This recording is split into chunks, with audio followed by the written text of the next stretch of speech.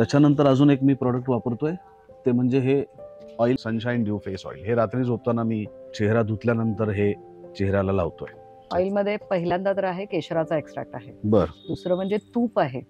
बर गाईचं तूप जेव्हा आपण याच्यामध्ये वापरतो तर गाईचं तूप तुम्हाला ओमेगा 3 फॅटी ऍसिड्स देणार आहे. पण ही आता ड्रॉप वाली बाटली आहे. अगदी तर बरोबर. हे किती ड्रॉप साधारणपणे चेहऱ्याला लावायचे? फेस वॉश करून झाल्यानंतर आपल्याला जाणवतं की माझ्या त्वचेला एक प्रकारचा फ्रेशनेस पण आलेला आहे आणि थोडीशी त्वचा ओढली जाते का हे कळतं आपल्याला. ड्राय स्किन असेल तर तिथे ती ओढ जाणवते.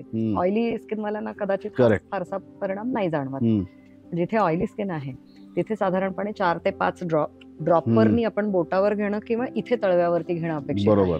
कारण जेव्हा आपण डायरेक्ट ड्रॉपर असा लावायचा प्रयत्न करतो, काही बॅक्टेरिया स्किन मध्ये जर असले तर ते त्या काचेला चिकटून उलटे आत जाऊ शकतात, विच इज नॉट रेकमेंडेड. करू नये शक्यतो तसं.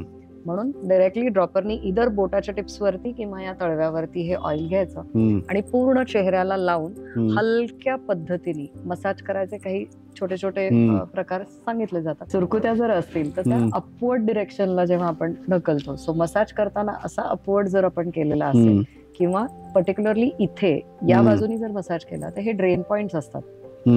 तिथून तुमचे टॉक्सिन्स जे आहेत हे सगळे ड्रेन आउट होऊन जातात. सो हलका मसाज आपल्याला याचा करायचा आहे. मला याचा वासही खूप आवडला, कारण अतिशय माइल्ड असा आहे. प्रयत्न आपण केला आहे की सगळे नॅचरल इन्ग्रेडियंट्स याच्यामध्ये राहावेत की ज्याचा वासही अतिशय हलका असेल.